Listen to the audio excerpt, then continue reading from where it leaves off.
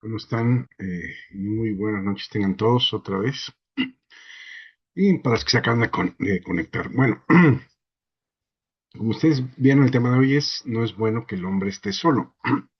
Esta, esta frase sabemos que viene de la Biblia, del inicio precisamente, en Génesis, cuando Dios crea al hombre.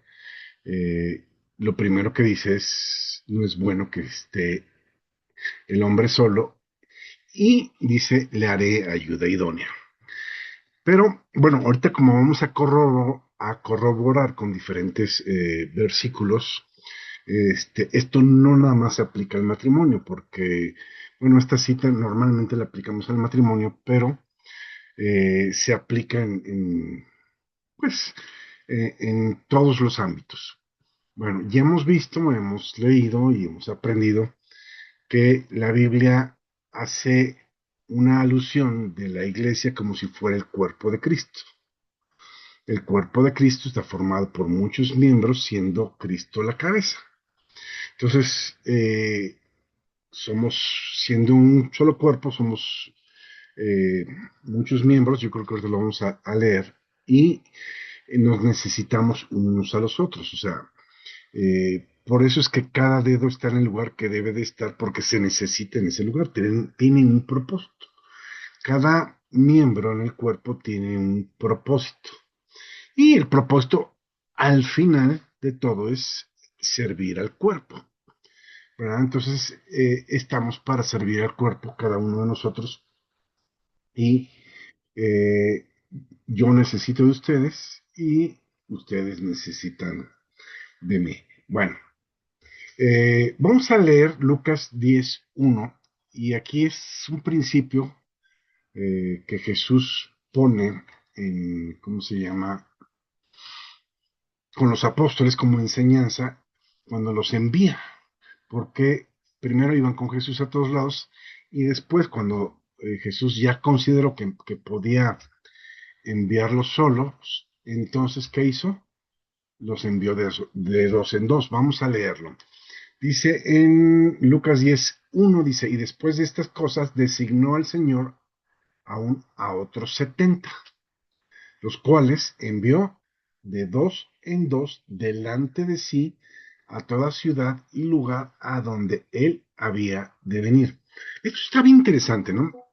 ¿Se acuerdan que este, el propósito de Juan el Bautista fue ese? Llegó para preparar el camino de aquel que había de venir, así lo dice la Biblia. Y entonces Jesús está mandando a 70 de sus discípulos de dos en dos al lugar que él había de ir. ¿Sí? Bien, ok.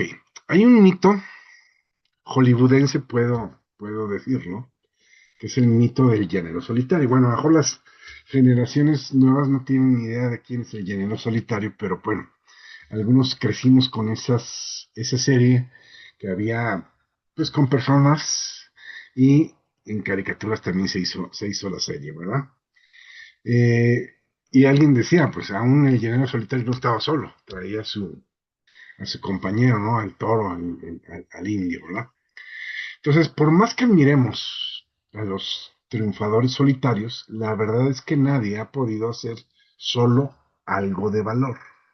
La creencia que una persona sola puede hacer algo grande es un mito. Nadie puede hacer algo que realmente valga la pena él solo. Todos necesitamos un equipo. ¿Sí? Esta frase, bueno, creo que traigo dos frases y del mismo autor, son de un cuate que se dedica a hablar sobre liderazgo, John Maxwell. ¿Sí? Ok, seguimos. Mateo 18:19. Y fíjate qué precioso está esto. Sabemos que Dios nos escucha, ¿verdad? Dice Primera de Juan, creo que sí, el capítulo 5. Sabemos que Dios nos escucha, y si sabemos que Dios nos escucha, sabemos que las peticiones que hagamos conforme a su voluntad nos son dadas. Pero en este versículo en específico habla de la oración en equipo. Y fíjese lo que dice, otra vez les digo, Mateo 18:19, que si dos de ustedes se convinieren en la tierra, de toda cosa que pidieren, les será hecho por mi Padre que está en los cielos. Por eso es que a veces hacemos hasta cadenas de oración, porque sabemos que sí, Dios me escucha, pero entre más oremos y entre más clamemos por un mismo asunto, pues es más factible o más fácil, o la respuesta de Dios sería más rápida si lo hacemos en grupo. Entonces aquí dice, si dos se ponen de acuerdo, lo cual a veces es difícil ponernos de acuerdo, ¿sí? Todo lo que pidan, dice, les será hecho por mi Padre que está en los cielos. Y la verdad es que hasta para los trabajos más pequeños, vemos cómo Dios mandaba, o Jesús en este caso, mandaba de dos en dos. Vamos a leer Mateo 21. Mateo 21 creo que es ya para la noche del arresto de Jesús. Es lo que llamamos la Santa Cena o la Última Cena, que en realidad lo que estaban festejando era la Pascua del Señor.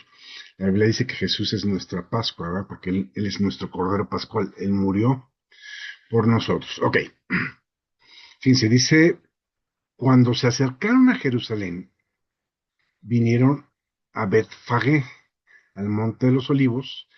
Jesús envió dos discípulos diciéndoles, vayan a la aldea que está enfrente de ustedes y luego hallarán una asna atada y un pollino con ella. Desátenla y tráiganmelos. Y si alguien te dijera algo, digan, el Señor lo necesita y luego se los enviará o se los regresará. Entonces, esta era una tarea muy sencilla, ¿no? Un hombre perfectamente podía realizar esa tarea, pero vemos cómo Jesús, hasta para las tareas más sencillas, ah, escogía siempre a dos personas, vayan.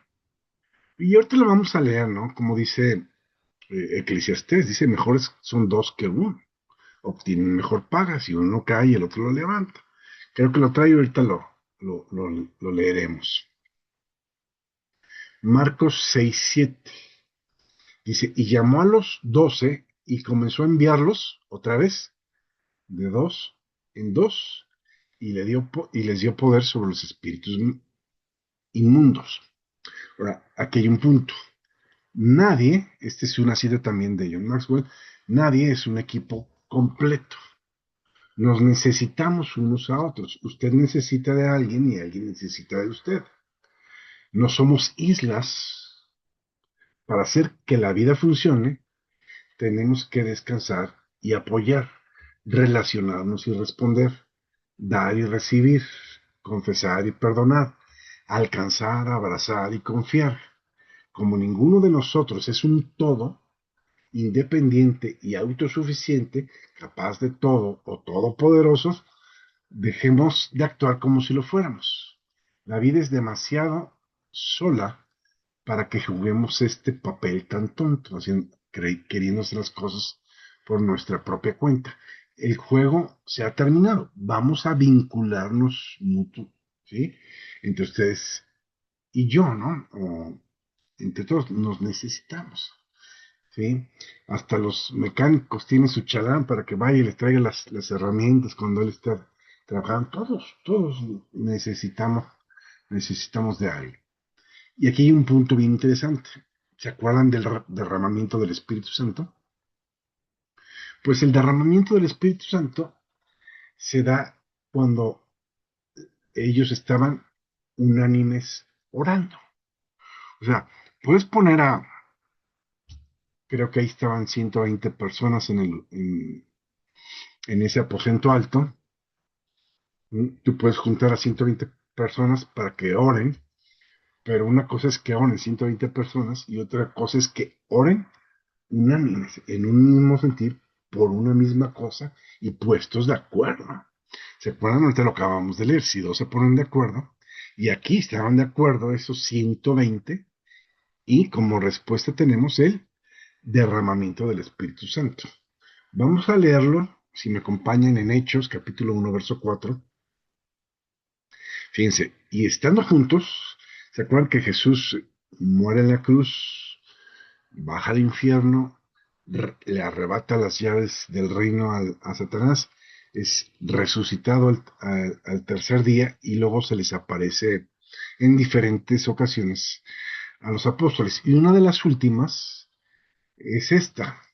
Y dice, y estando juntos, Jesús les mandó que no se fuesen de Jerusalén, sino que esperasen la promesa del Padre que habían oído de mí. Entonces, cuando aprovechó que estaban todos juntos y les dijo, no se vayan de aquí, permanezcan aquí porque va a venir la promesa del Padre. La respuesta a esto está en Hechos capítulo 2, verso 1. Y dice, cuando llegó el día de Pentecostés, estaban todos unánimes juntos. Y me encanta, vuelve a repetir la palabra unánimes juntos. Al parecer, la unidad se dio en ese momento y de allá para acá ha sido muy difícil mantener a los creyentes en Cristo unidos. Pero bueno, ese es otro punto. Verso 2. De repente vino del cielo un estruendo como un viento recio que soplaba, el cual llenó toda la casa donde estaban. Y se les aparecieron lenguas repartidas como de fuego, asentándose sobre cada uno de ellos. Y todos fueron llenos del Espíritu Santo y comenzaron a hablar en otras lenguas, según el Espíritu les daba que hablaban. Entonces, la respuesta a trabajar juntos, unánimes en el reino, digo, porque podemos trabajar unánimes en otro, como en la Torre de Babel. Estaban trabajando unidos, pero en contra de la voluntad de Dios. ¿Se acuerdan? Que está creo que en el capítulo 11 de Génesis, que Dios baja, ve qué están haciendo y dice, ahora están trabajando juntos, están unidos y nada los hará desistir. Por eso es que Dios confunde las lenguas para que no se pudieran poner de acuerdo y terminar esa obra, que iban en contra de la voluntad de Dios. Pero el punto aquí es que estaban unidos y por eso estaban logrando algo grande, porque estaban unidos, ¿sí? Y Dios quiere que nosotros, que recibimos a Jesús como Señor y Salvador, trabajemos unidos. ¿Para qué? Para extender el reino. O sea, ¿el reino de quién? El reino de Dios. ¿Sí? No es el reino de nadie aquí en la tierra, es el reino de Dios. Y lo que vamos a hacer es atraer almas para su reino, extender el reino, a eso se refiere, ¿sí? Atraer más gente a los pies de Cristo, ¿sí? Eh, Hechos 1:14, nos regresamos un capítulo, el verso 14 dice, todos perseveraban unánimes en oración y ruego con las mujeres y con María, la madre de Jesús, y con sus hermanos. Fíjate cómo dice, todos perseveraban unánimes. Aquí está otra vez esa palabrita, unánimes, pero está junto a otra palabra que es perseverar. A veces nos cuesta trabajo perseverar y sobre todo cuando no vemos resultados, ¿verdad? Hay un caso en la Biblia de un profeta, el profeta Jeremías, donde Dios le mandó a hablarle al pueblo y nadie le hizo caso a Jeremías, nadie. Y entonces llegó un momento donde dijo Dios, ya me cansé, ¿no? Nadie me hace caso, ¿sí? Y dice que quiso dejar de hablar, pero dentro de él había un fuego que le impidió cesar. Entonces aquí lo importante es perseverar, perseverar unánimes, veamos lo que veamos o no veamos lo que quisiéramos ver, porque también ese es otro asunto. Ahora, si estamos haciendo lo que perdón, lo que Dios nos dijo y los resultados que estamos viendo no son los que nosotros pensábamos, número uno, estamos obedeciendo a Dios. Y si estamos obedeciendo a Dios, haciendo lo que Dios nos dijo, pues el resultado depende de Él. Si nosotros no vemos resultados, bueno, no veremos nosotros resultados ahorita, pero se está dando el resultado que Dios ya tenía previsto, ¿sí? Lo que Dios ya tenía presupuestado que pasara y va a pasar. Si es nada en nuestro tiempo, pues eso será. Eso no significa que no va a traer valor en un futuro, porque muchas veces lo que estamos haciendo es sembrar algo. Y cuando sembramos, de hecho, el domingo estábamos hablando de eso, hay siembras que tardan muchísimo tiempo en dar un fruto, ¿sí? Sembramos la semilla y a veces no vemos qué está pasando cuando está bajo la tierra. Pensamos que no está pasando nada, pero pues dice la Biblia que la semilla crece sin que uno sepa cómo. De la misma manera, cuando hacemos algo para Dios, aunque no veamos qué, ni cómo, ni los resultados, pues se va a dar lo que Dios tenía previsto. Y yo creo que tenemos que trabajar con esa premisa, ¿no? De que estamos haciendo las cosas como Dios la dijo. Si no vemos números, pues no importa. Dios ya sabía. Si vemos números, bueno, Dios ya lo tenía previsto. De cualquier forma, lo importante es obedecer, obedecer a Dios. ¿Sí? Fíjense, dice en Romanos 12, dice, unánimes entre ustedes, no altivos, más acomodándonos a los humildes. Y luego dice, no sean sabios en su propia opinión. ¿Sí? Vuelve a usar esa palabrita, unánimes, estar todos juntos bajo un mismo proyecto, ¿sí? El proyecto es de Dios, tenemos que entender esto, no es de nadie más, ¿sí? Y luego dice, no seas sabio en tu propia opinión. Hijo, esto es, digo, a mí lo he visto muchas veces, que, bueno, trabajando con gente, de repente dice, bueno, alguien, quiero que hagas esto. Y a la mera hora, pues hacen lo que se les da la gana, y cuando, pues les dice, oye, pues, ¿qué pasó? Es que yo pensaba, es que yo creí. Bueno, la dirección fue esta, la orden fue esta, y había que hacer esto. ¿Sí? Imagínate en el ejército que le digan a un soldado, haz esto y haga otra cosa. Es que yo pensé, yo creí, yo creo que hasta lo fusilan, ¿verdad? Y somos muy dados a eso. A eso se refiere con que no seamos sabios en nuestra propia opinión. Porque a veces pensamos que nuestra opinión es la correcta y es lo mejor. ¿Sí? Hay un caso en la Biblia, ¿se acuerdan? Cuando Saulo perseguía la iglesia, dice que en cierto camino, el camino hacia Damasco, Jesucristo se le aparece, iba con otros dos, y se ve una luz y le dice a Saulo, Saulo, Saulo, ¿por qué me persigues? Y lo, ¿quién eres, Señor? Yo soy Jesús, a quien tú persigues, a quien tú persigues, ¿verdad? Y dice la Biblia que en ese momento queda ciego Saulo, ¿verdad? Que después conocemos como el apóstol Pablo.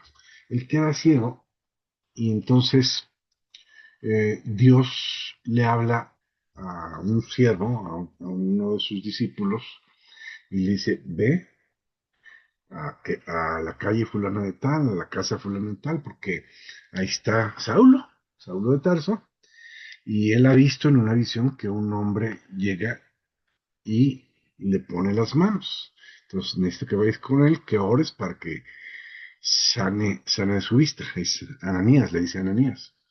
Y Ananías le dice, Señor, no sabes lo que este hombre ha hecho porque Saulo perseguía a la iglesia. Entonces le está queriendo Ananías enseñar a Jesús. Oye, ¿no sabes lo que ha hecho? Pues tú crees que Jesús no sabía lo que estaba haciendo.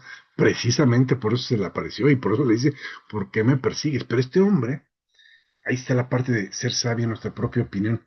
O sea, discutiendo con Dios, diciéndole, pues no sabes lo que ha hecho, pues claro que sabe a este hombre. Y le dijo, ve, porque este hombre va a ser un instrumento útil para mí, para el ministerio, para la expansión del reino.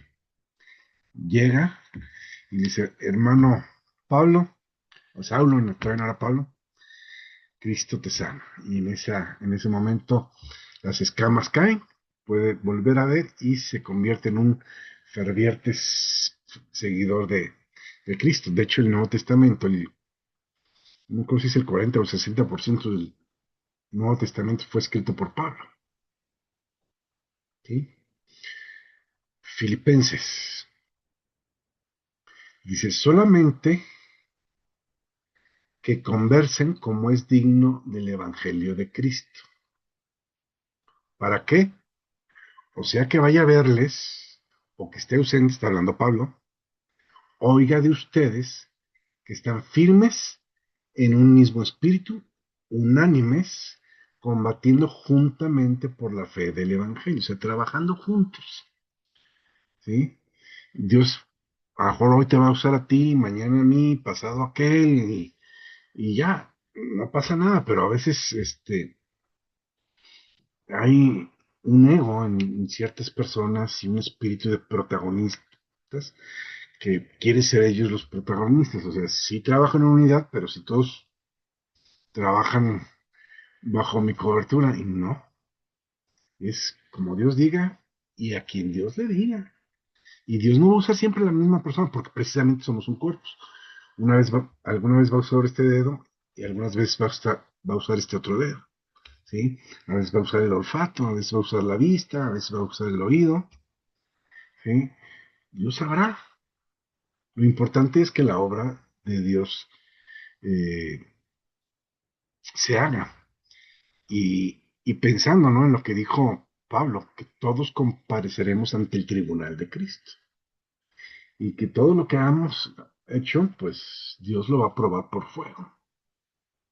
Entonces, pensando que la obra es de Él, hacer las cosas para Él, no importa a quién esté usando en este momento, simplemente uno mismo también apoyar y dejarse usar, apoyar cuando me toca apoyar y dejarme usar cuando me toque ser usado por Dios.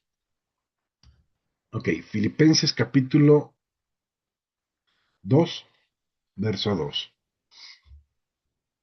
Dice, cumplan mi gozo, sientan lo mismo, o sea, hay un mismo sentir en cada uno de nosotros. Uno puede decir, bueno, está difícil tener el mismo sentir. Cuando tenemos el mismo espíritu, no. Cuando el Espíritu Santo está obrando a través de nosotros, podemos tener un mismo sentir, el sentir de Dios en nuestras vidas, palpable, ¿sí? Teniendo el mismo amor, unánimes, otra vez, sintiendo una misma cosa, pero unánimes. Entonces, como veíamos ahorita en algunos versos anteriores que leímos, eh, el poder de Dios se derrama cuando trabajamos unánimes. Ustedes se acordarán cuando Pedro es arrestado. La iglesia estaba unánime orando por Pedro. Y entonces las cadenas se sueltan, las puertas de la cárcel se abren y pueden llegar. ¿Por qué? Porque estaban unánimes orando por una misma cosa. ¿Sí? Y en el Salmo 133 dice que Dios envía bendición cuando estamos juntos en armonía.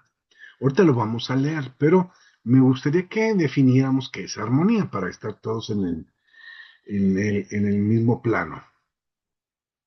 Según el diccionario, acá traigo Salvat Editores, eh, armonía es concordia, paz y buena relación entre personas. Buena relación entre personas. De hecho, dice la Biblia, en lo que esté de tu parte, trata de estar bien con otros. Sabemos que algunos somos más difíciles de tratar que otros, pero también por eso dice la Biblia, soportándose los unos a los otros, amándose los unos a los otros. Ahora, es fácil soportar, aguantar a alguien cuando lo amas. Y Jesús dijo, en esto conocerán que son mis discípulos, si se aman los unos a los otros. O sea, la única manera de que la gente vea que somos discípulos de Dios es que hay amor entre nosotros. Entonces, eh, decía por ahí Pablo, pero si se muerden unos a otros, pues tengan cuidado que no se acaben unos a otros o que se consuman unos a otros. Entonces, tenemos que trabajar con paz, con concordia y teniendo buena relación. Y es indispensable el amor. Jesús dijo, ámense los unos a los otros como yo los he amado. Y Dios nos ama a pesar de cómo hemos sido, con todas nuestras faltas, con todos nuestros pecados, con todos nuestros errores y faltas de carácter, ¿sí? Dios nos perdona y nos ama. Y así debemos hacerlos. Dice, perdónense como Dios los perdonó. Ámense como Dios los amó.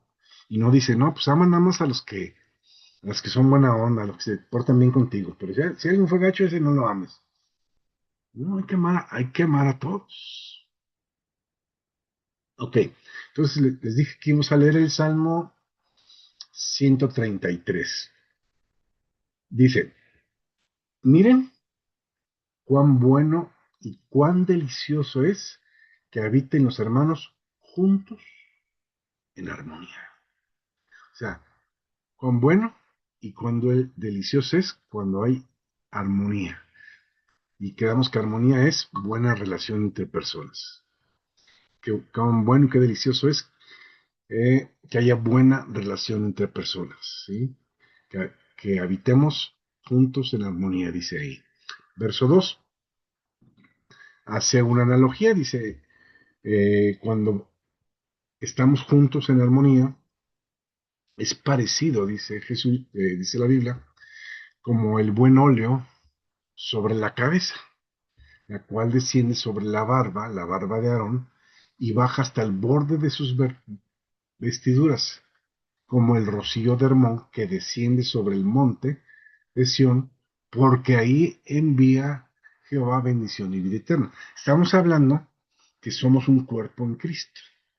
Y entonces está diciendo que el aceite de la unción que representa el Espíritu Santo se derrama sobre la cabeza, Jesús es la cabeza, pero ese aceite, ese Espíritu Santo, tiene que ser derramado por las vestiduras, por los bordes, hasta abajo. Y de tal manera que el Espíritu Santo pueda cubrir todo el cuerpo. Y termina diciendo, porque ahí, o sea, donde están los hermanos juntos en armonía, es donde el Señor envía bendición y vida eterna. Recordemos que la tierra fue maldita por Caín. Mató a su hermano y y dice la Biblia que la tierra bebió la sangre de su hermano y trajo maldición a la tierra. Entonces, la bendición viene cuando estamos unidos en armonía. Cuando no estamos unidos en armonía, estamos maldiciendo la tierra. Se oye fuerte y se oye feo, pero así es. ¿Sí? Fíjense, vamos a Primera de Corintios, este adelantito, Primera de Corintios, capítulo 1. Vamos a leer el verso 10. Y dice, les ruego pues, hermanos, por el nombre de nuestro Señor Jesucristo.